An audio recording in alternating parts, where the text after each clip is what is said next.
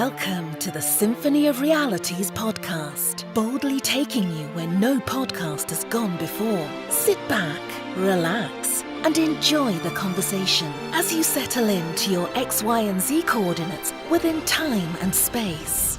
Here are your hosts, Christopher Anatra and Sean Bond. Hello, everyone, and welcome to a very special edition of the Symphony of Realities podcast, taking you where no podcast has gone before. My name is Christopher Anatra. You know me as a quantum businessman. I'm with my co-host, Sean Bond from the PsionicLeague. How are you doing today, Sean? Good. Hi, I'm Sean Bond of PsionicLeague, PsionicLeague.com. I'm also on Facebook. You can find me at Sean Bond. And I'm wonderful. I'm Galactic now. And we have a wonderful guest on today as well. Her name is Penny Bradley. She is well known as like an expert and well-known authority in the SSP community of secret space program and covert military operatives. And she can explain this better than myself, honestly. So I'll have her come in and tell us a little bit about who she is for the audience that is coming into this great flowering of awakening. Penny, can you tell us a little bit about yourself? And you're on mute. And I actually do, before Penny says something, I'm just going to read her official bio. Penny Bradley was kidnapped at age 4 and taken to Langley Air Force Base for mind fracture and training, with a side trip to Camp Hero on Montauk Point. At age 9, she was turned over to the Germans on Mars, who put her in school. At 19, she became a fighter pilot on Mars, where she flew air cover for military operations and did ghoul duty. At 34, she was transferred to the German space military called Nachtwaffen, where she was a navigator on a freighter that did deep space support for the Draco. This is the life of just one of the 32 alters she has reintegrated out of 2,200 created at Langley.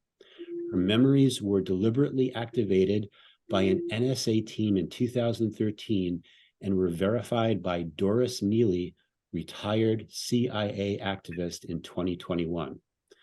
Penny, welcome to the show. That is quite the bio. Thank you for having me. That's brief overview. But people needed to know that because so many of us have no documentation at all, that people needed to know that I had been verified by a CIA archivist, and she was the person who had uploaded my file to the archive computer at the CIA. So she remembered all the details. In fact, she used to have a copy of it until her house burnt down last year. Interesting. So when I was reading your bio, I have two questions. The first one is Nachtwaffen. So I don't speak German. Yeah, how do you define that? It's a poetic term that they use for their space fleet. It literally means night weapon. But it's considered to be poetry. Okay. Like Luftwaffe, the Air Force in World War II, was literally air weapon. Okay. And Waffen has an N on the end because it's a plural, because there's more than one fleet. Interesting. So. I already can tell, like, everyone that's watching this, their consciousness is going to start to expand dramatically as they listen to your story. So I have a second question from your bio. What happened to you in 2013? In 2013, I flew from California to Baltimore. And I was met by an NSA agent, and he spent the next week and a half making sure that my memories were activated. He used my remember code from when I'd had my initial mind fracture. And he had been on the Russian translation team, or as they call it in the agencies, he sat on the Russian chair. And he and his boss were both involved in my memories being reactivated. I've named them before. He was Stephen Wilhite, and he was a Master Sergeant, Air Force. And his boss was Major Vladimir Werner Semler-Heinrichs. And he was a noted NSA translator who had worked for several White House administrations when they needed someone to do Eastern Europe or Slavic languages. So these were people that were important and respected, and I still don't know why they were assigned to activate me. But Werner had spent 2 years after my activation making sure I knew how to be public and a dissident without getting arrested. So that's part of why I haven't been arrested, is I've been taught the laws, what to say, what not to say, how to stay out of jail. Okay. It's interesting you used the term remember code. And Sean, wasn't there a movie that we were talking about where someone was given their remember code and all of a sudden, a short time later, like these memories started coming back? What was that movie? There's a few like American Ultras, like one that like triggered the guy from a super soldier Ultra to remember that he's a trained assassin. Cherry Progressive, listen. Mandelbrot set is in motion. Echo Choir has been breached. We are fielding the ball.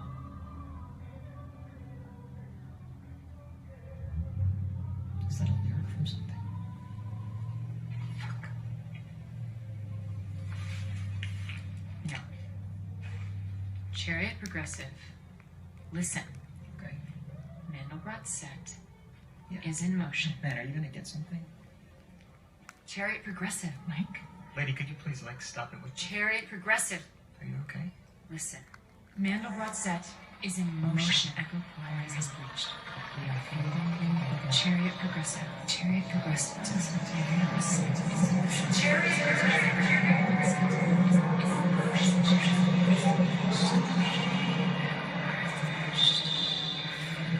There's other things like Total Recall and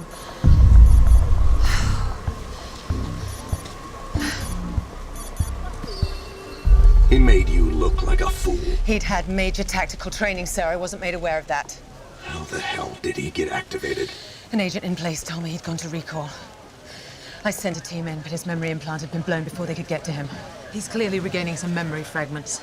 I'm 15 minutes behind him. No lethal force. I want him alive. Do you understand? Who the hell is this guy, sir? Take me off display.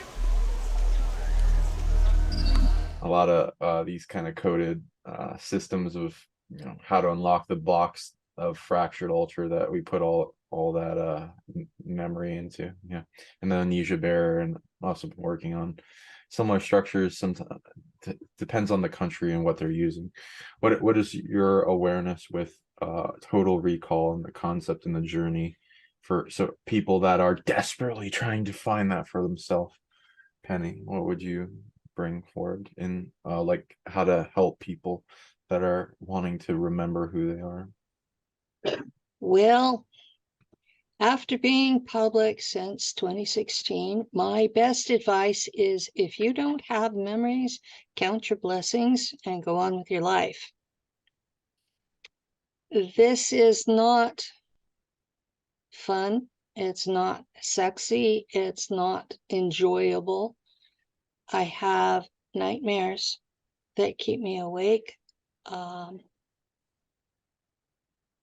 I am awake much more than I'm asleep most nights. And then I come into social media. I'm disabled, so I don't have a regular job. So my job is helping other survivors of these programs. And I'm using the word survivors because that's literally what it is. And I run across a lot of folks who have watched lots of videos and started having dreams because they had videos. And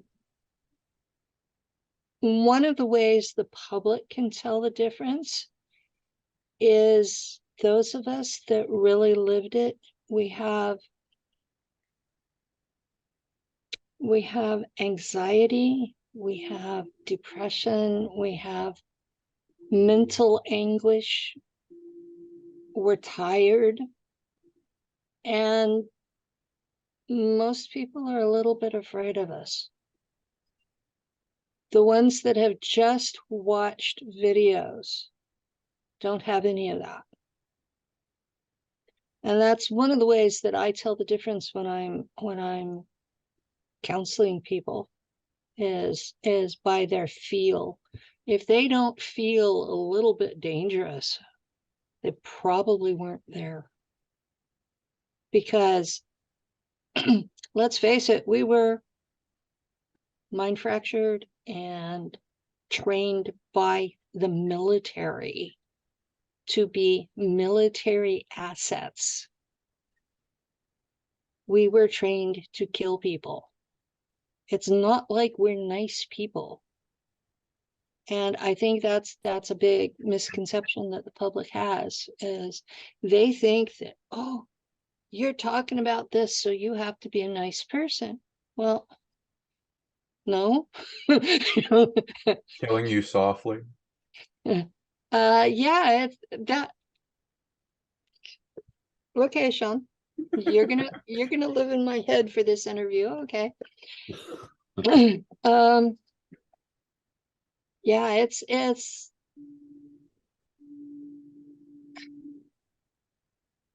one of the things that I'm infamous for in the community is I have this ability to heat up fluids with my mind. It's a purely energetic thing. Microwaves. Exactly. It's the same difference. It's just psi ability instead of a machine doing it. And so I have learned to weaponize that. Blood boiling, that's fun. And somewhere along the last 2 years, I lost my firewall. Before that, I could be mad at anybody and I would be okay.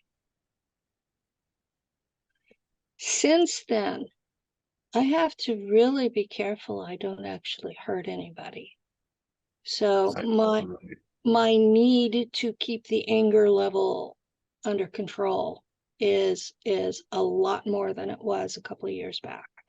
I can relate. That definitely has to do with your power increase, and it's very hard to like maintain the barrier that keeps that back. Like I stopped having to be angry at people like 9 years ago, because like I'll give you the story. My mom's boyfriend was like mowing the lawn around me. I was like meditating and like doing breath work and like had like stuff out, and he was just trying to like rile me up and throwing the cuttings at me, and then he accidentally ran over some of my stuff and it like shredded it, and I got like so mad I like yelled at him, and he started having a heart palpitation after that, and then like I became the bad guy, and I was like, oh shit, I need damn it. And then so I can't, I stopped being mad at people. So I now just like if they do make me mad, I usually have worked all my anger out in working out and punching bags and running and stuff. And I was like, oh, excuse me, I gotta go let out my anger, and then I just unleash it on and away from people. But yeah, that can really hurt Yeah. people now. So I can relate with that, and I'm sure a lot of our audience has gone through some similar stuff, and you're not alone. There's, you know, just the anger has a purpose, especially righteous anger. Like it can be let out like a dragon that can resolve the thing that you're angry about and bring it to balance. But you gotta, it's combined with love, and it's like the universe grants you enough power to overcome challenges, but it gets compressed and it's not allowed out. So doing an activity that forces it out into the plumbing will turn it into like coffee power and get it fueled up. So just like Yeah. keep it away from I people. Just what I I tell I people. see ego and anger as like your self-defense mechanism. It's supposed to be there to make sure that you don't get hurt. It's not supposed to run the show and hurt others. Yeah. This is very needed in the reality, especially it's the thing that righteous anger fuels revolutions and Yeah. righteous action. And it's like not good that there's like some of our culture saying, oh no, anger is bad. And it's like, no, it's just like a cannon. You got to fire at the right target. You can't. Yeah, You know, exactly. And use it for the right reasons, not just because you have it. Now, you guys have an audience who don't know who I am. So I think the best way to go about this is there are certain families throughout the world who have psi abilities. Generation after generation after generation, these people consistently produce children with psi abilities. And it may not be every child in the family, but it will be enough that they can look at you and track you. And the government, especially the CIA, has been tracking these people since there was a government. And in fact, once I started doing my family tree, I found records of my ancestors going back 5,000 years. Now, they're not all in English. People need to understand that. About 1800 was when the records turned from Latin to English, or French or German or whatever their home country language was. Before that, for at least 1,000 years, all the records were in Latin.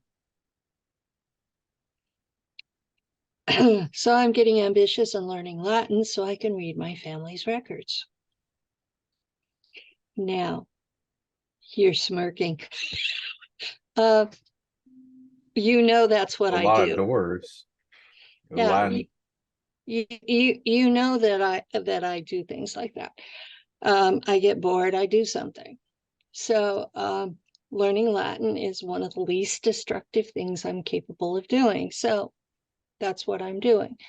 And so you have records going back 5,000 years of at least some of these families. Now, every country has them. They are in every racial group. So it's not like I'm saying one group is special, but every group has these families that consistently produce psi ability people. And that's what these programs are looking for, is those kids. Now, if you want to take one of those kids and make them your slave, you have to do it before they're 8 years old. And that's why I'm public, is because I want that stopped. Our government is kidnapping children before the age of 8 and putting them through trauma to fracture their minds into however many cubby holes they want. And these are not demons we're talking about.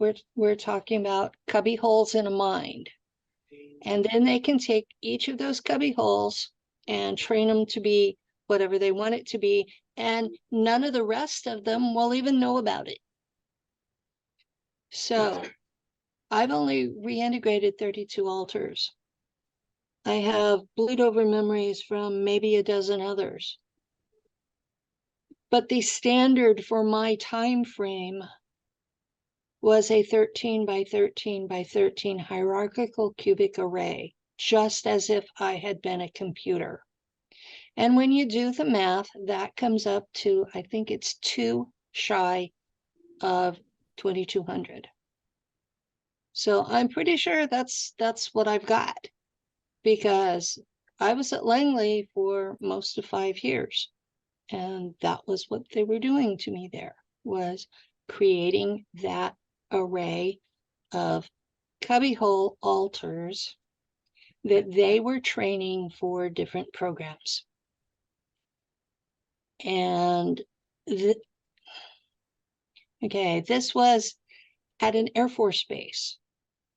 This was being done to me by Americans. Not ETs, not Germans from space, but the Americans. Now, when I interviewed Doris, and she's on my YouTube channel, where we worked out a protocol where she could verify my memories without getting her into a lot of trouble. So, you know, CIA non-disclosure and all that. So what we did was we talked about what I remembered, and she said if it was in the file or not. And I asked her, I said, where did my file come from? You know, who had it? And she said that in the 1980s, it came from the OSS. Now, everybody thinks that the OSS was disbanded in 1947. So how could there have been a file from the OSS given to her at the CIA in Washington, D.C. in the 1980s?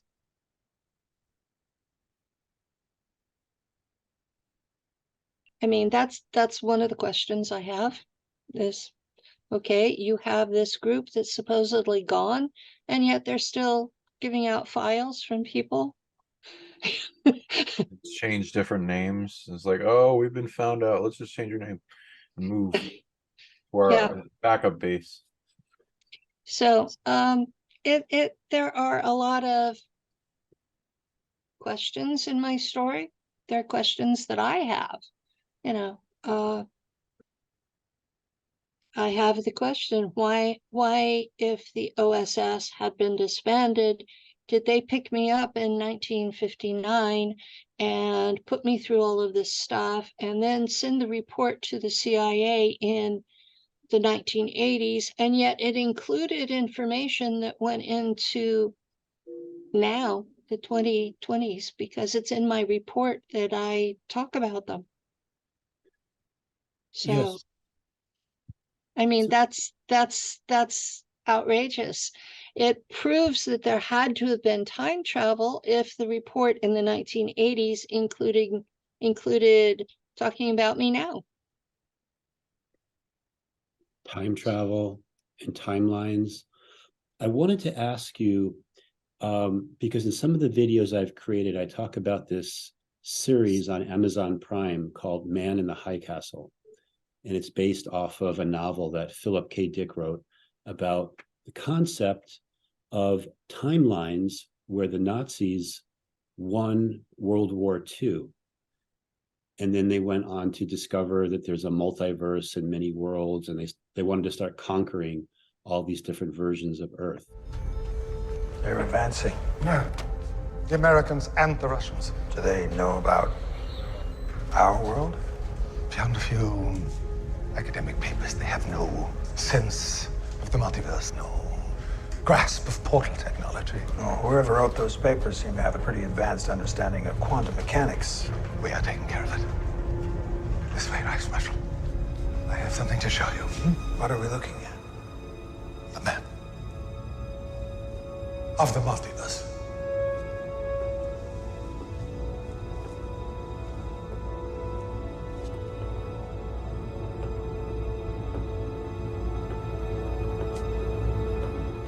What do you think about that whole concept about different timelines where the Nazis or the Germans could have won? Well, in the way I understand physics today, we live in a multidimensional universe, and probability theory pretty much teaches that there are timelines and that each one has a different probability of becoming the main one, so that they are all in existence, but they're not all the main timeline.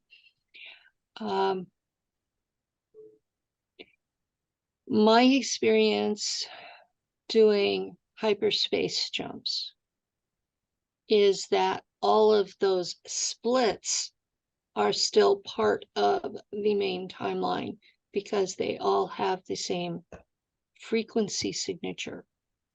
If you are part of a timeline and you try to jump to another one, you won't be a match and you won't be able to function there. That's one of the things that we had to get right with the hyperspace drives. So time travel is very possible anytime that you are in a hyperspace situation. You're traveling not only in the 3 dimensions we see as reality, but you're also traveling in time and ether space, which is, ether space is very close to what spiritual people call the astral. And it's not exactly the same, but it's close. In fact, I had a commander, and we've talked about it in one interview, that he ordered me into that space to go faster. And I told him, no, you don't want to do that because that's the land of the dead. And it didn't take him very long to realize that I was right, that he didn't want to do that. Because you end up seeing all the dead people, and other beings that are dead. But I can quickly take over the dreamscape and the emotions and shut down the high vibe to shut down fear mode, and especially if they wanted to create in that space. It's like the veil's ripping open to a place that's not so great to look at, and it tries to shut you down. So you have to like flip the dream into a positive before you can like overcome the hurdle of that and then speed up. Yeah, I know what you mean. But when you're running a whole ship and there's thousands of people and you can't control their mental state. I mean, my job was to make sure that we went through this zone with nobody stuck on a wall or the floor. Bulkheads or tarmacs are the proper terms. So that was my job. We go from point A to point B, and we get there as efficiently as possible with nobody stuck in a wall, and hopefully nobody experiencing spirits, for lack of a better term. And so that was my job. And doing that with a commander that just wanted it fast. Well, I heard you can do this. Well, yeah, we can, but you don't want to. But he wouldn't listen to me because ego. So I showed him what it was like. And we were about 30 minutes into it. And he says, "You're right. Get us out of here." And it was, thank you, boss. So, okay, now the idea at the beginning that you mentioned about the Nazis winning. Okay, the reality that I served in, the Nazis lost World War II. The Nazi Party died at the end of World War II. There are a lot of people who still believe that way, but they're very earth-based. And, you know, ideas are bulletproof. So that idea will be with us. And the more we try to kill it, the stronger it will get. So that's my belief about the political party. Now, what I was taught in Shula on Mars is that whenever the Nazis were brought up to be in power, they were promoted by the aristocracy as a solution to the starvation that was coming out of the Treaty of Versailles. If you look into the Weimar Republic, historically, you will see that the situation was the aristocracy had been locked out of rulership. And so you had a bunch of rank amateurs that didn't know what they were doing, dealing with a treaty that was designed to destroy the nation. And the end result was you had, on one hand, they were printing money as fast as they could to pay off that debt, but that also made it where anybody that was on a fixed income was starving to death. So you had millions of elders and war veterans and children starving to death. And the aristocracy had been raised that in exchange for their privilege, it was their responsibility to make sure that people were okay. And they were watching this in horror. And the best thing they thought of was to bring up a strong man to take over the situation and bring their people back into something resembling a normal life. And the person they chose had a lot of problems, but he was an eloquent speaker, mesmerizing. People listened to him. And as long as he listened to the aristocracy, things went well. But he slowly replaced all of the aristocracy with Jesuits. And there has been a 3,000-year history of Rome trying to destroy Germany. And so the Jesuits were part of Rome. Now, in Shula, they were teaching me that Rome was Rome the city, Rome the empire, it was Julius Caesar, it was Marcus Aurelius, it was, even though the Merovingians were a Germanic tribe, that they became Rome when they became Roman Catholics, and they set up the Vatican, who became Rome. And if you look through civil history, and a lot of it's hidden in religious history, you will see that there has been a 3,000-year war between the two cultures. And so when the Jesuits were put in place was when the Nazis were losing. And so at about 1943, the aristocracy decided that they had had enough, and they took their space program to Antarctica. And they were in a cave. They called it Neuschwabenland.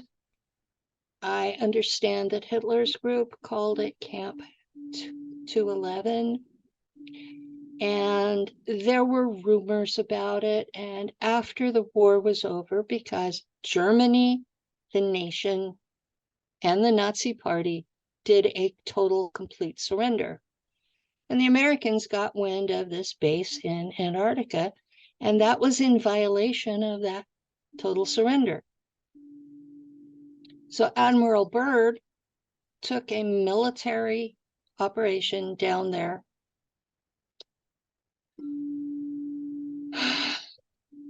At this point, I would use terminology not appropriate for your show.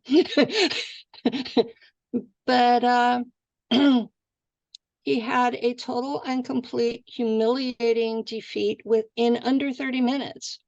One of his battleships was cut in half with a laser. Now, it's still in question whether that was a German ship or a Draco ship that cut the battleship in half. But when Admiral Byrd came home, he spent days testifying to Congress about what happened. And he said that the next war would be fought against ships that could fly from pole to pole in incredible speeds. So there's congressional testimony that this is the truth. Now, I don't have any memories of being in Antarctica. I don't have any memories of being on the moon. I do have memories of being at Langley Air Force Base, being at Montauk, going back to Langley, and then being driven to Long Island in New York and put through a jump gate in a short building. It was big enough that it required an elevator. And one of the elevators in the building was actually a jump gate from there to Mars. And that was how I got to Mars, was through a jump gate, not a ship. So I went directly there, and I was 9 years old. And from that point until they sent me home, I was speaking German, not English.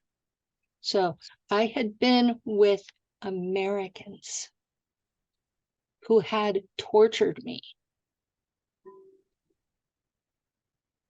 And suddenly I was with Germans, and they treated me like I was a human being. Now, I'm not German. I've done my family tree going back. You don't have any genealogy in German? I have some going about 1,500 years ago. I have Germans. My recent family tree, I'm Scottish, English, French Canadian, Jewish, and Cherokee. I had a Jewish grandmother. Under the law of Moses, I'm Jewish, no matter what else I've got in me. So there's this Jewish girl, 9 years old, dumped in their lap, and they never had a problem with that. They had a problem because the agency that had been working on me had added Draco DNA to my matrix. They called me a misgevert. That roughly translates into an abortion that lived. But it had nothing to do with being Jewish. It had to do with the Draco part. And the Draco part enhanced my psi abilities. Did they call you that just because of the Draco, or was it like a mishap with the experiment? Just because of the Draco part. They wanted pure Terran. Earth is terra in Latin. And so they have this pride that they are Terrans. That's their ethnicity, Terran. And if you're not a pure blood Terran, you're not allowed to be part of their gene pool. So they encourage sex. But if you're one of the people like me, a miscavert, if you got pregnant, you got dumped into regen and the baby would be erased. So this is genetic purity, but it's not Earth racial, it's space racial. That's where that particular part came through. They're still Teutonic, they're still warriors, they're still tribal. They have at least 1,000 different planets, each of which is basically a tribe of its own and speaks a slightly different dialect. The main dialect of Nachtwaffen is Schwabisch, which is their equivalent of what Americans in the Ozarks speak. Did you say 1,000 different worlds? Yeah.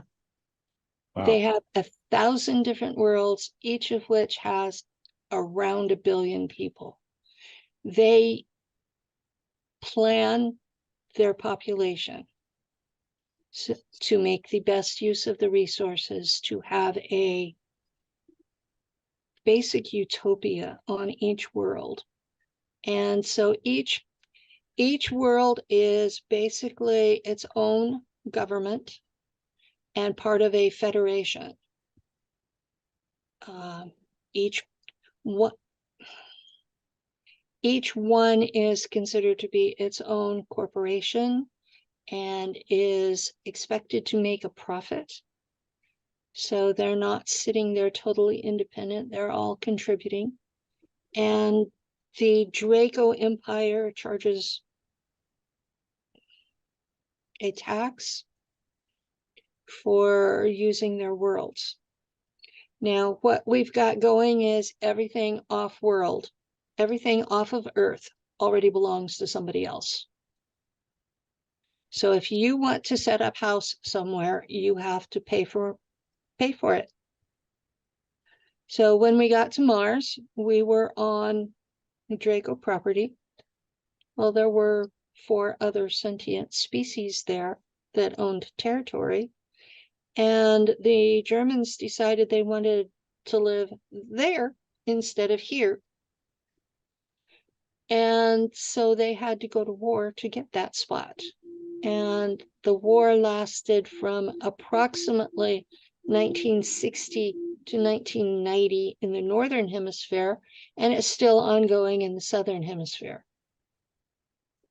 And just to clarify, who's the warring factions here? The Germans on one side, and the Mars Raptors, and a group. They're basically ants, 9-foot-tall ants. So you've got those 2 races they're fighting against. And the war in the Northern Hemisphere was resolved in 1990. How is it resolved? The Draco stepped in and said, we're tired of this. And they negotiated a peace. And the Germans and Americans broke the peace right away. And the Draco enforced it. Their ideas of honor are, if you sign a document, you live by it. And humans had to learn that. I mean, you look at American history, we've never kept a treaty ever longer than 10 years. You can't do that out in space. The other races will destroy you.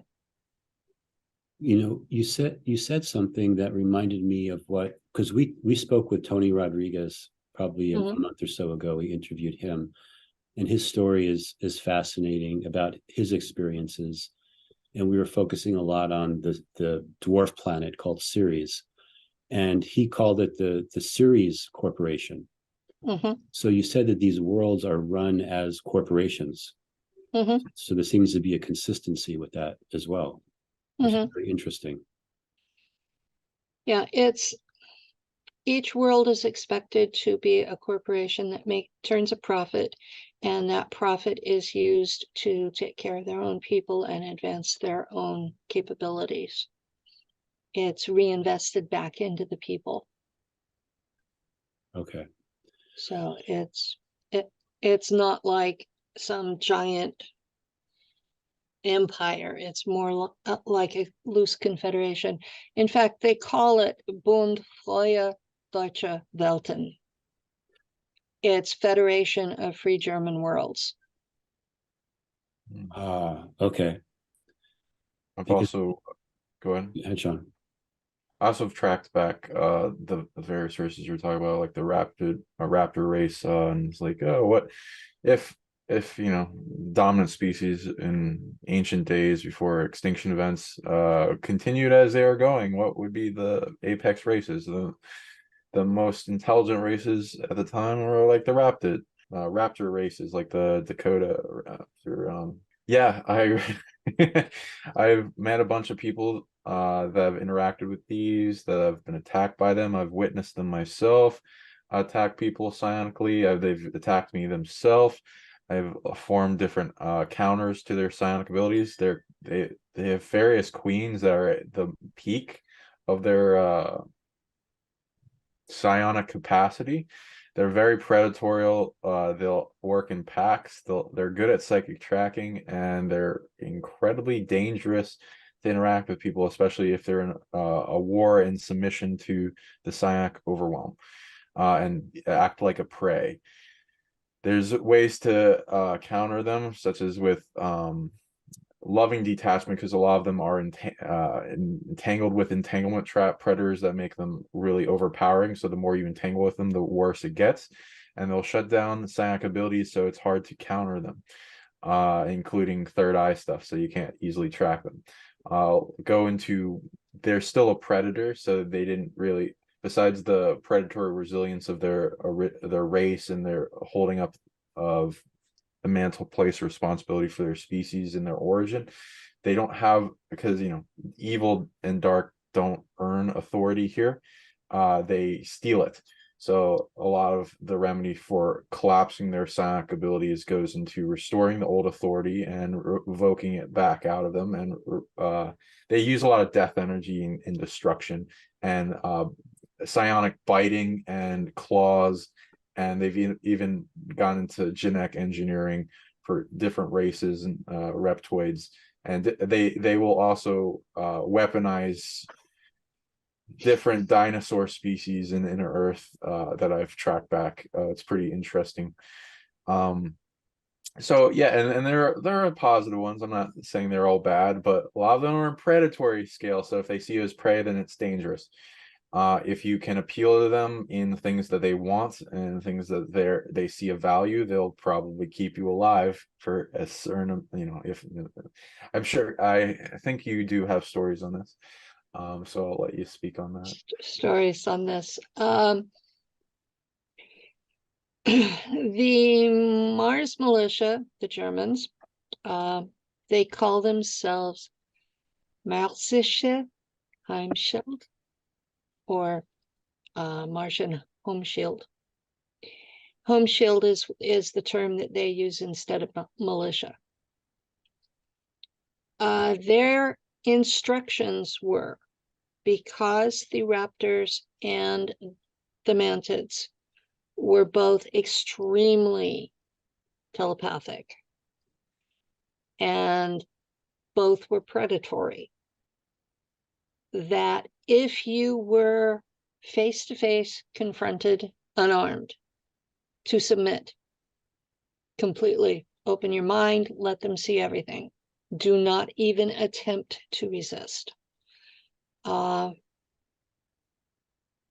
The medical technology that we had could bring you back from the dead if you'd been dead for less than 4 months.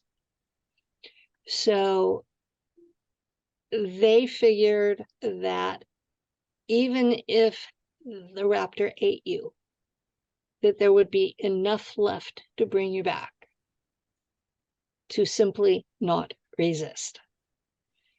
And I've been brought back more than once. So I'm aware what it feels like to have 6-inch raptor claws rip you a new hole through your midsection. And I'm aware what it feels like when they go through your mind and take all the details they can find. And you have this presence there laughing because it's a dominance thing with them. And I was normally in a ship flying over the planet. Here we would call it near Earth orbit. So I had a monitor, it's like a camera, but it's not a camera. And it would show me what was going on the ground as if I were on the ground, but I was in the ship. So I was looking for raptor nests, and that would be family dwellings. They live in a tribal unit. Like you said, they form hunting packs. And so my job was to hunt them, and if they were small, take them out. So from their point of view, I was personally engaging in genocide. And so I was a prime target. If they caught me, it made their whole week, maybe their whole year, just catching me. So yeah, they made me suffer. But they range from 7 to 9 feet tall. They have claws that are 6 inches long. They're just like out of Jurassic Park, except they have these feathers coming off of their crest. Their style, different forms of it. More like secondary sexual characteristics. Right. I like that. Like a beard on a man. So they're pretty to attract females. But yeah, they were interesting characters and intelligent. They were every bit as intelligent as we were. And, you know, Terrans are predators too. So you can't fault them for being a better version of what we are. And I have a lot of respect for them. Me too. But the current policy on Mars with the Terrans, both the Germans and the Americans, is that since in a unarmed fight, the Raptor will always win. They're bigger, they're stronger, they come equipped with 6-inch claws that are razor sharp. And they're 2-3 times as strong as we are. So in an armed fight, they will win every time. And they're telepathic on top of it. So the policy is to exterminate them as a threat to our long-term survival there. And I have enough respect for them that while I understand the policy is necessary, this really saddens me because they've survived for millions of years. And they were a spacefaring race until the last war. last big war on Mars.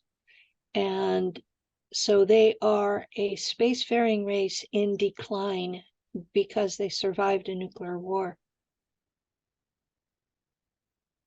And for us to go in and just wipe them out because they're a threat to us feels wrong. Have you ever had any experience with peace treaties between them? They keep them, we don't. It keeps electing these morally bankrupt people. No one's electing them. Charge. It's they're in tribes. And what I found encountering reptilians through the universe, most of them keep their treaties. Most of them are honorable. There are a couple of exceptions. The Naga from Cassiopeia are an exception, but it's because they've interbred with humans.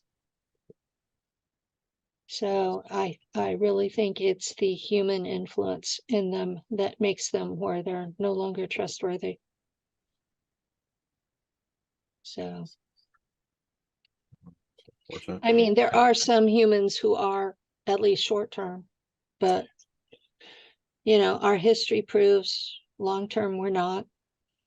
And people need to understand moral code and that everyone's ultimately the same being, going back to source. And why harm yourself? And there's like an utter unfoldment of the cosmic selves for people that are dealing with raptors. If you want to overcome them, the solution is understanding your reception of psionic. If you're dealing with them physically, there's not much hope. I mean, you can, unless you're like very, very you can like give them a come to Jesus thing or something, or like pique their interest. But like from a distance, there's more hope.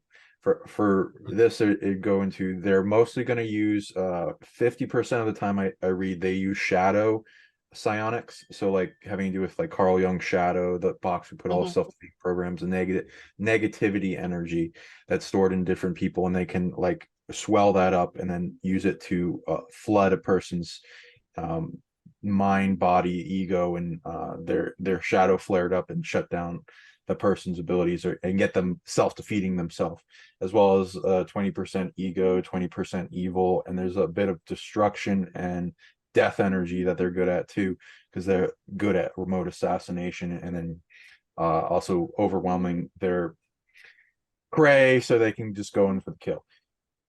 So the solution for this is reversal energy, or reversing it back onto them, as well as loving detachment, because like I said, entanglement trap predators, the more you entangle, the less power you have, and then getting it to where you're able to detach from them and shrink down that thing that wants to take over the whole screen of emotions and mind tech, and shrink it down to a perception that give it voice, but not take over the whole screen.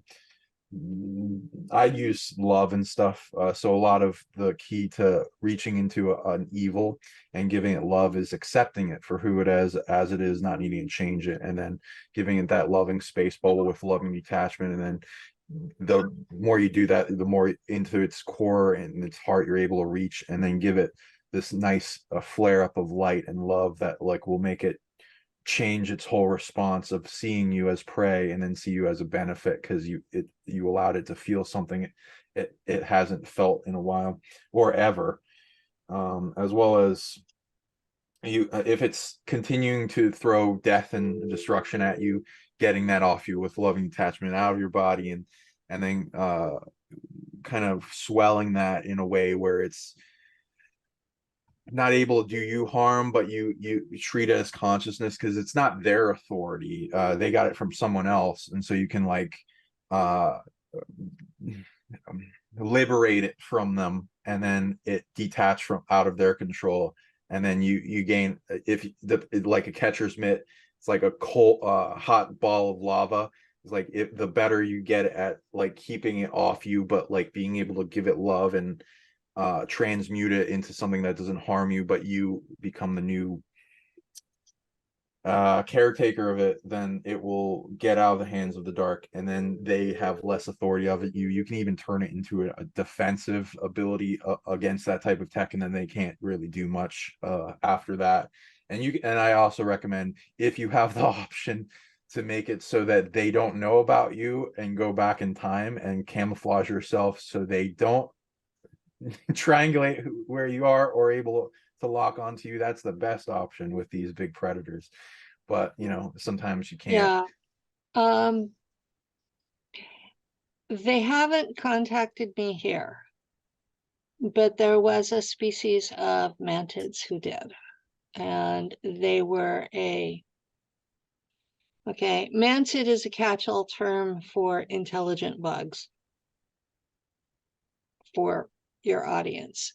And every species we have on Earth, there's an intelligent version in space. Woo! I like that you said that, because I say that too a lot. I was like, where did all these species come from? Because people don't know about the other garden worlds and how many percentages of life that are formed by one planet, and it being sometimes just oriented towards them making a very few amount, and we're actually a super rare garden library of all these species from different places. Who seeded them here? Did they truly all evolve from one? Does that make sense with how dogs have formed and how these older versions of stopped existing or exist now? And it's like, yeah, evolution, it totally makes sense. Don't think about it. They're on different worlds usually. On Mars, the primary ones that I remember resembled ants, but without the narrow waist. And their social structure was like ants. But there was a group that resembled cockroaches. And their homeworld was destroyed in a battle. And they reached out to me psychically. And, whenever that you're approached psychically, you get the emotional part too. And with these guys, they thought they were summoning a demon. And I will never forget that feel that they thought I was a demon, and they were so desperate. They were reaching out to me anyway. And so I know several people who are still very much involved with high command with the Germans out in space. And I contacted one of them and I said, okay, these guys have contacted me. This is what they look like, and their planet was destroyed. Do we have anything out there that is suitable for them, that's empty? No sentient life forms there. And inquiries were made, and they were given a world that's a little bit small for them, but not outrageously so. And they were just absolutely tickled. And the Guardians contacted them after I was shot by a laser from a ship. And it looked like I was going to die. And so the Guardian said, okay, guys, you owe her a life debt. Ante up, you have regen tanks. And they showed up and they did some work on me. They didn't put me through regen, but they did some work on me, and I survived. But in the meantime, they figured out who I was at soul level, and they did this happy dance. And for a while, they were like, I would wake up with these baby cockroaches everywhere. And I was like, okay, what's going on? What is this? Because Penny here on Earth, cockroaches freak me out completely. And I was good. I didn't kill any of them. But I would wake up completely covered with them, and I'm like, oh my God. And I finally just, what are you guys doing? Oh, well, we wanted them to have the blessing of your aura, your energy field.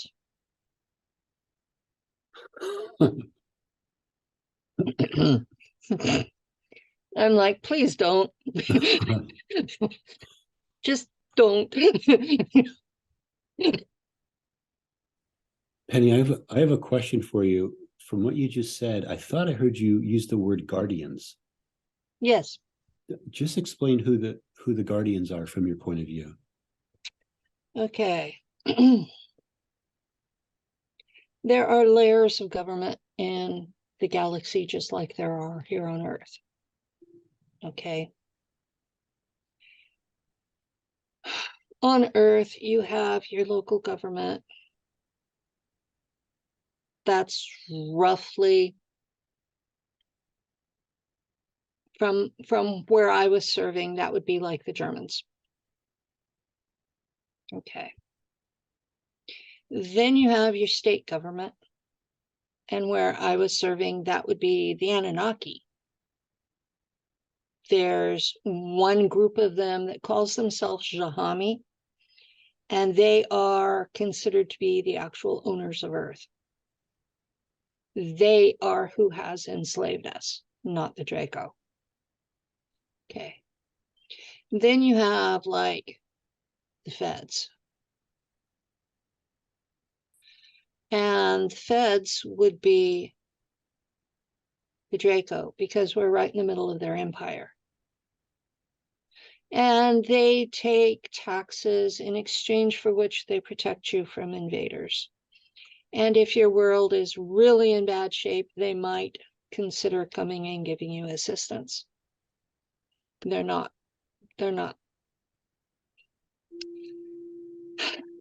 the horrible people that they're painted as. They're not nice either. They're more like the mafia if they live in the neighborhood. I was going to say the same thing. He sounds like the mafia. Yeah, they're more like the mafia. And they want you to like them. Okay. On top of that, more like what would be the United Nations, you've got a galactic government.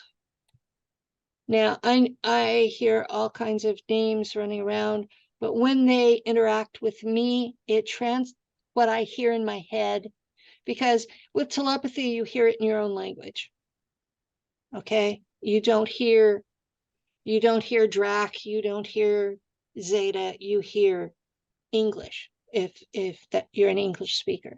So what I hear in my head is galactic authority for the overriding government of the galaxy, the Milky Way. And I like it's that neutral term. That's a good one. You like, I like that term because it's neutral and it's not attached to different cults and stuff, and so people's egos won't roll their eyes when they hear this video. I appreciate that. Galactic authority is what I hear. Now, the Galactic Authority is made up of three things. It's a ruling council that's made up of representatives of worlds from the core that are part of a civilization that is, I think it's a level 4 civilization. It may be a level 5. But from our point of view, they have godlike abilities.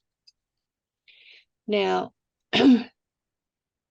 under that council, and it's more like what you see in Star Wars, where they all met in this giant room and they were in these little ship things.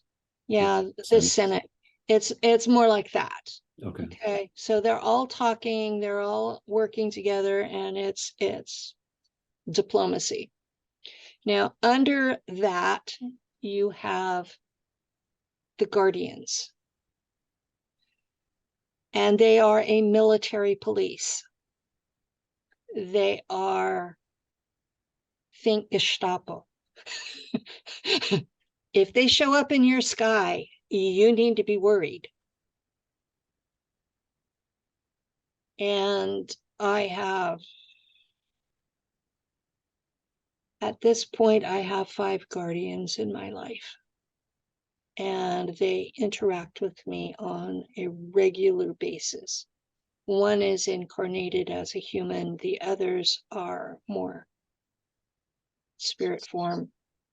It's more of a psychic relationship. But they are chosen from the best, the brightest, the most ethical of all of the member worlds. So they're not one species.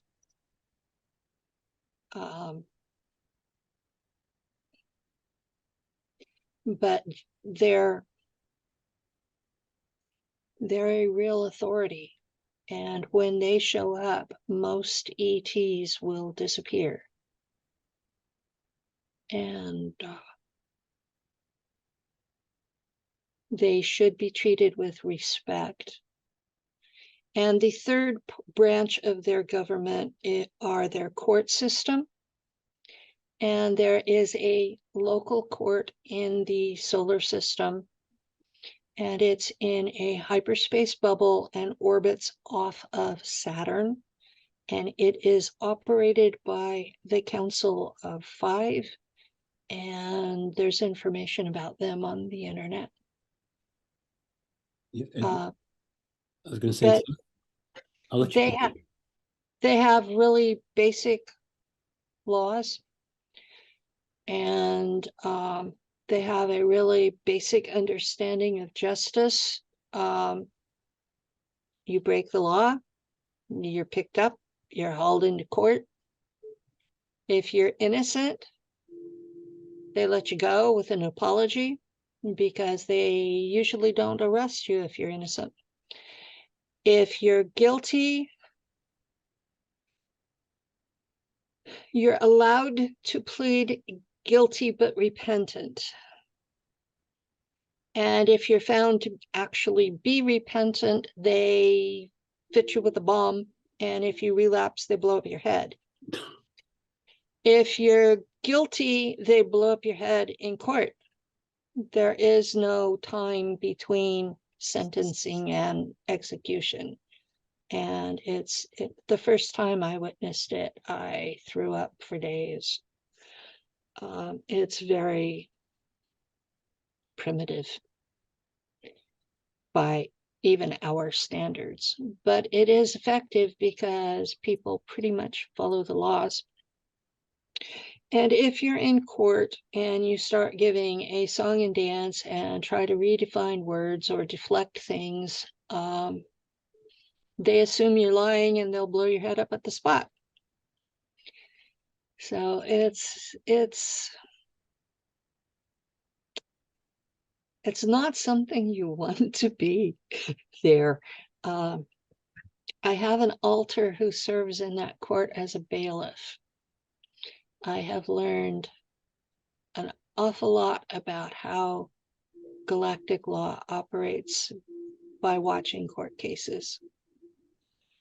And there have been some great crimes committed here on Earth against humanity.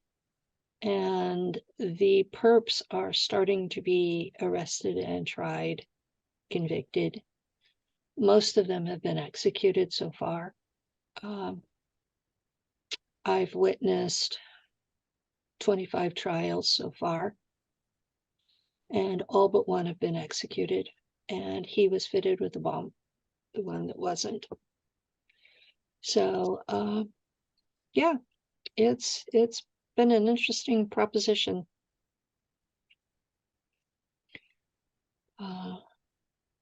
But yeah, most of what they handle is like Earth is considered to be a protected planet because humanity is considered to be a child race. And yeah, we do a lot of things wrong, but you don't kill a 2-year-old for being a 2-year-old. So as long as we are considered to be a child race, we're pretty much safe from the consequences of our worst actions. But if we reach a point where we are a threat to the rest of the galaxy, then they will come in and push us back to the Stone Age and make us start over. They have done that 4 times already. And we are approaching that point again because we have poured out of Earth. Our entire economy out there is based on slavery. All of the 6 factions that I know about are all based on kidnapping these children and mind fracturing them and using them as slave labor out there. None of us are there of our own free will. I was 4 when I was kidnapped. I wasn't even born yet when they messed with my DNA. So anyone who thinks that I gave consent, it certainly wasn't as Penny. So, and I've been informed that my past life self consented to this. And if I ever have an opportunity to kick his butt, I will. I'm not sure how that would work, but You'd be kicking your own butt. Yeah, probably. But yeah. And for people that are like, oh, okay, sometimes I get the question like, oh, why isn't universal law able to lay down the law in this sector? Well, at least with what I'm reading, is there's some beings up the chain having to do with this solar system that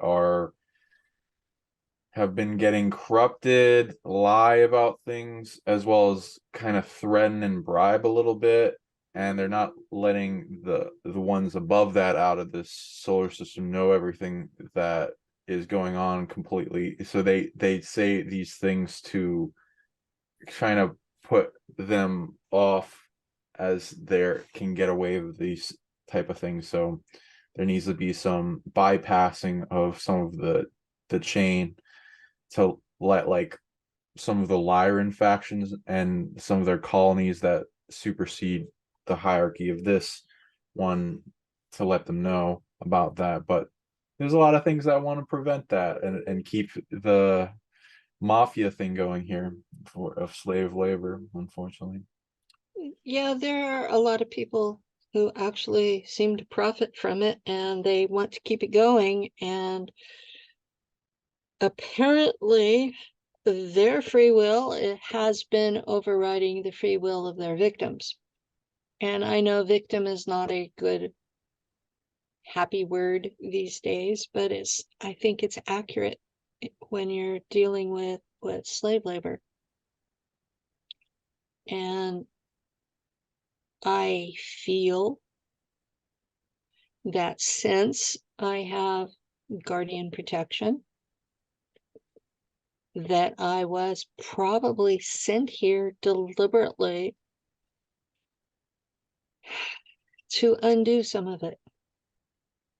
And that was why I was so heavily targeted by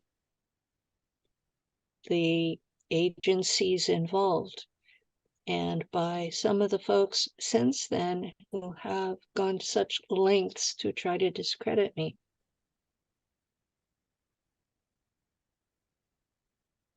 I mean, you know me, Sean. You can see how that would sort of play out.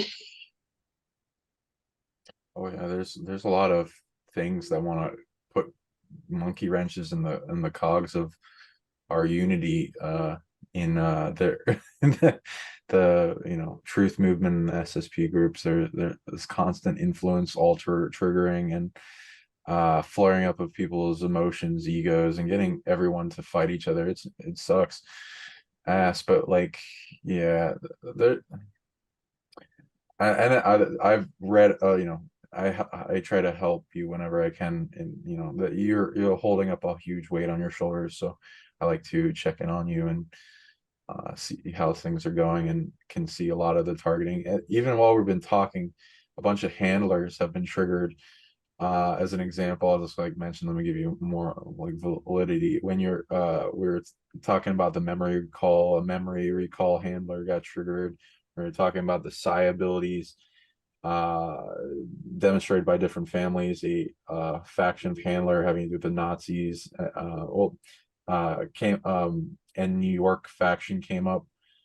Then another one having to do with the Raptors, and then oh, and when you were talking about the Jesuits, this giant energetic, well, it looks like a giant snake of some type, something to do with the Jesuits, which kind of goes along with how Vatican is another word for serpent. And so I'm like, what's that mean? Wonder why. Another one, I think a new Schwabenland in under Antarctica got triggered when you said that the Nazis had 1,000+ worlds. So most people don't know that.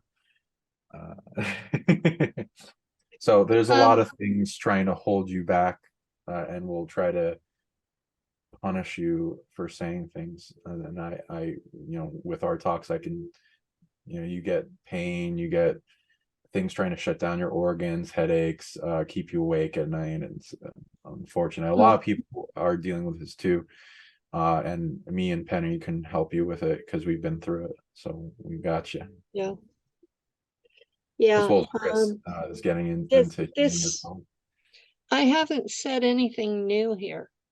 This is all information that is available in other interviews I've done. It's just mixed together a little more logically in this one. No, maybe mixed together a little more emotionally in this one. So I'm covering the same territory, just not in the same direction. And we can go into so many topics, and I'd like to go into the topics you want to, that you're like thrilled by. I just wanted to like cover any of, because I only have a few questions from the collective consciousness of people that are just becoming aware of this, and their ego needs something to chew on. Just to get this out of the way, can you mention any proof that you've come across? And again, I believe you, so don't worry about me. This is just for them. What that you've come across, and then I'll name some of the other questions they have, so that you can bring them out of their bubble of safe space and ego boundaries. Okay, I'm not the only person that talks about most of the stuff. There's a lot of overlap. You already mentioned Tony Rodriguez. There's also Andy Bajago, who was on Mars overlapping with me. Some of what I say is also talked about by Randy Kramer, who, by the way, he is not a whistleblower, and that's not his real name. He came forward under a stage name, and he's a self-admitted representative of the Space Marines, which means he's a PR guy. So if a PR guy is backing up what I've said, oh, I got into his head once telepathically, and apparently I scared him. So if you ask him about me, he will tell you that I am contaminated with Draco. Interesting. Who else? So, Ileana, the Star Traveler, does a lot of channeling, but when you get her to talk about what she did for planetary corporations, she worked in a cyborg factory on Mars and remembers me coming in with shiploads of prisoners of war from the Draco to be converted into cyborgs. So, yeah. I admit to my crimes. I'm exposing my crimes because people need to know this is what's really going on out there.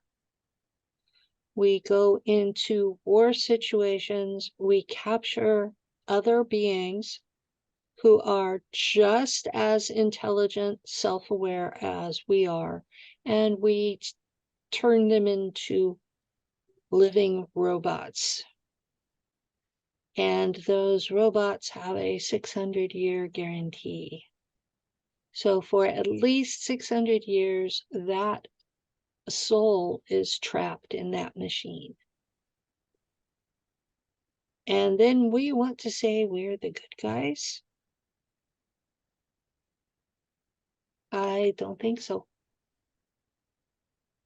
I mean, Moral yeah, relativism. yeah, I know that my alters who serve out there were not given an ethical compass. So it's Penny on Earth with an ethical compass, applying that ethical compass to the behaviors of my alters who don't have them. So I need to be a little bit easier on them because I end up having to live with the guilt that I impose on their actions. And I think people need to understand that when they're judging me, that I'm exposing it as part of my penance. Do you know how hard it is to live with being in a war where you killed people, that their only crime was they wanted to stop paying taxes to the Draco?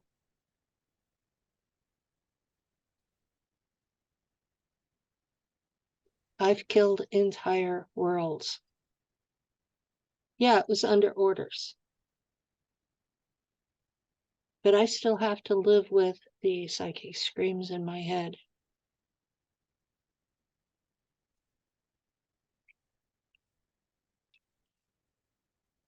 And I don't want anybody else to have to live with that. That's why I keep saying we need to stop kidnapping the children for these programs. Other than psychically destroying worlds, there's nothing we do out there that can't be done by consenting adults.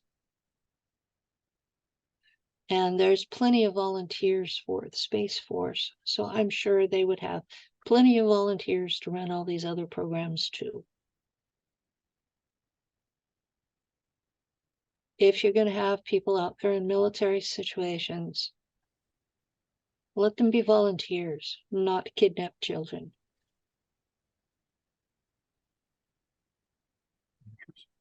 For more into the skeptical mind, the questions I'm reading, they would like to know, I'd also like, with your vast interviewing of different people and the information that you've accumulated, for people looking up things to eventually bring remedy to this slavery system, and build up a long legal case for later. And you may be able to answer this or not, but you said, you mentioned one office that has a file on you. Have you heard of any what would be the groups or parts of the government or whatever buildings that you've heard of, if you can remember, that would hold these types of files, so that when people get in together in groups of some type, they can have a place to look for those if they do? The CIA archive in Washington, D.C. It's in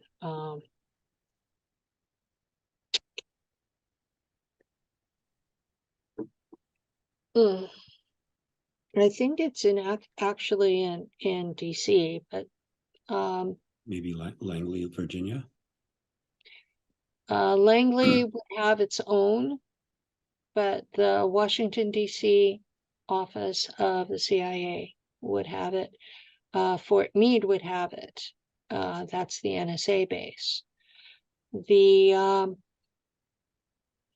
NSA computer system that's in Utah, I mean, we colloquially refer to it as Ogden, but I understand it's actually about 100 miles from Ogden. It keeps everything that's ever been on the internet. They would probably have copies. I would not be shocked if the Mormon computer that is owned by Ancestry.com would have records. They have an incredible amount of stuff there. They are part of how we are tracked.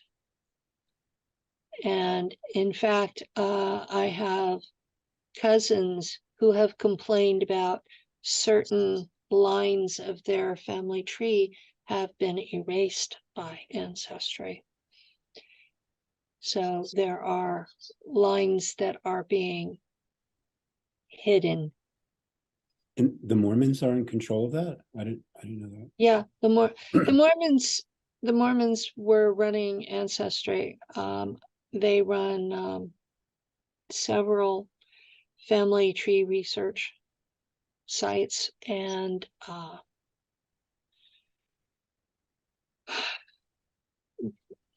they have a doctrine of baptizing the dead.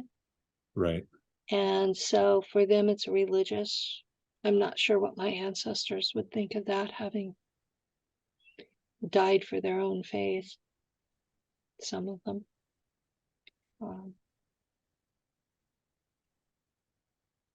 I had ancestors burned at the stake because they didn't want to go along with the majority faith. Right. So, yeah. Thank you for that. That helps a lot with people giving people's ego to something to chew on. Another good question that I think you'd be able to answer well for people in the skeptical mind is, instead of, in suggesting to people when they come across people with these stories, not to just throw the baby out with the bathwater because they don't know this perspective, but like you being immersed in it for a while, you being able to tell who are the more valid types of groups to look towards that, like, have been accumulating evidence and living the life that isn't beneficial to them, despite the adversity and like being shunned and the pain and waking up super sad and crying in the shower every day, like I used to have to do. And like, where the fuck are all these emotions coming from? Yeah, I still do it too. And giving myself that in the day to let it all out as fast as possible, and then having a procedure for it allows me to get through my day pretty happy. But still, I have to do that. So it's like, oh, does everyone do this? Oh, like the people I've asked, they don't. So it's like, oh, well, there's something going on there for people. So my question is what's the difference you found between people that have valid SSP stories that you've come across versus those that have delusional ones, in your opinion? And what are the evidence you've seen they've accumulated as well as you've been accumulating, so that people that haven't experienced this can get a kind of skeletal system of what to look for, so that they can start branching into spaces that have more strong foundations, so that they don't have to worry about the rug getting ripped up out from under them as much. Okay. Number one, we have, you've been the leader of the SSP groups, so people know that, because the agent, sorry, there's a delay. gee, there have been, I think it's 5 SSP groups that I have been either the owner or admin to. And most of them, you end up eventually with a fight among the admins, and you end up splitting and forming new groups. Part of that's ego, part of it's programming. When they send us back with programming that if we reach a certain level of remembering, that it's like you have this programming that it's like self-destruct, but it isn't physical, it's more social, where that you will fight with everybody. And you have to really work hard to overcome that one. So that's number one, is it's a form of self-destruct programming. So in the trade, it's called omega programming. And omega programming can be either physical, mental, or social. And if it's all three, you end up dead. And that's I hate to be blunt, but that is what it is. The second thing is people are taking their cover memories at face value. They're not looking deeper.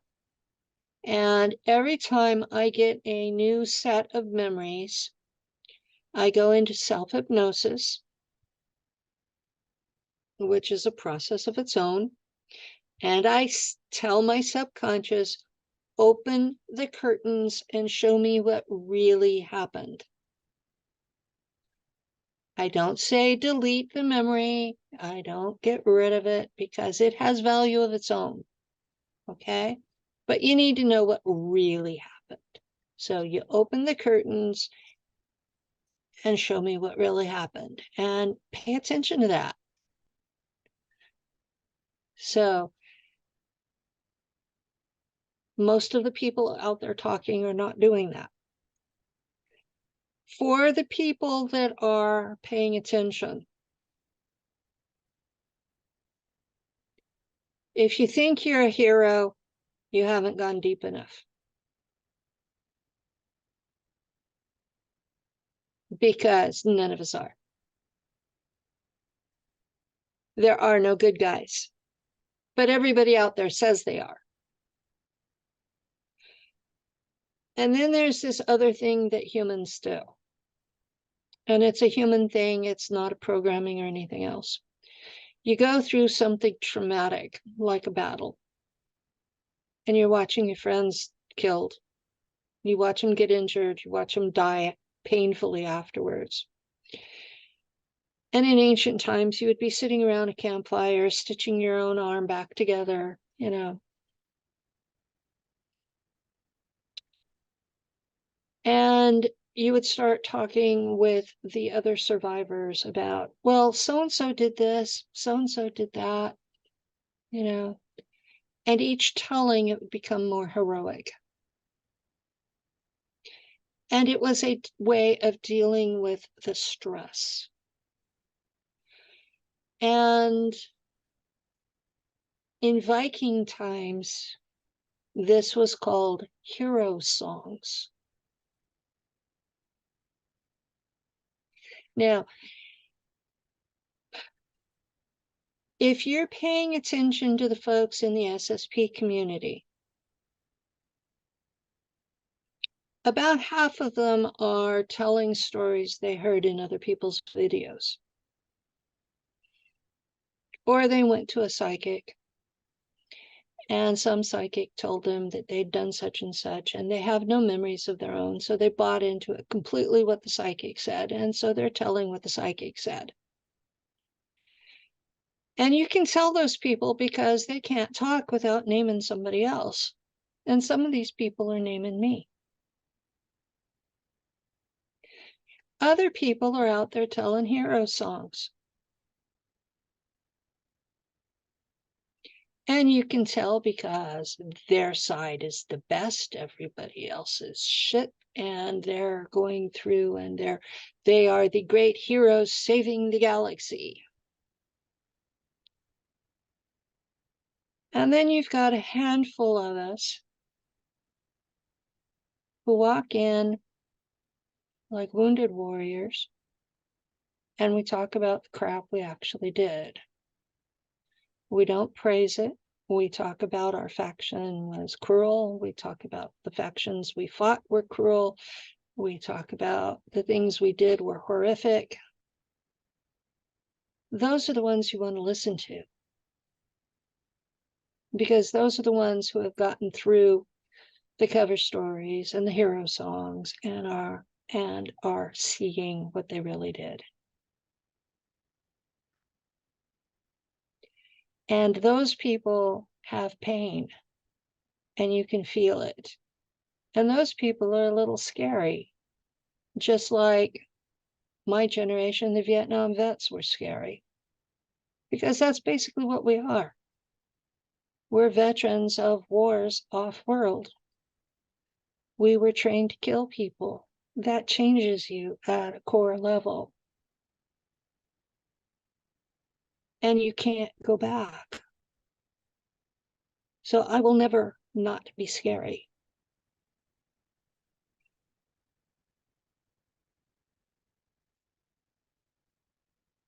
It's like a thing in a lot of my clients, and there's different ways this is brought about in this life of lives, DNA, the altars, visitation, accumulation of the altars. A lot of people feel there's like a raging monster inside them, and they gotta cage it or hold it back and stuff. Sometimes it's not very sane or sociable or willing to talk with you. This is like, my method for healing altars is go for the easy ones first, and then gain the experience, go to protecting them, fortressing, preventing new pain from reaching them or attacking them through whatever's entangled with them, gain wholeness.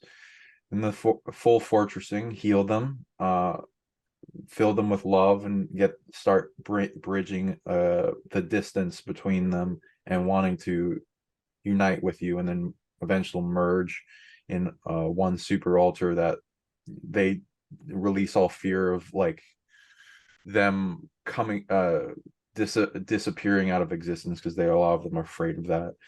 And then bringing them to awareness, they gain everything, because they gain the whole collective, and they're like then a member of the multi-headed hydra of, in a good way, of the collective of the super altar, which is like us becoming our an extension of ourselves as a monster.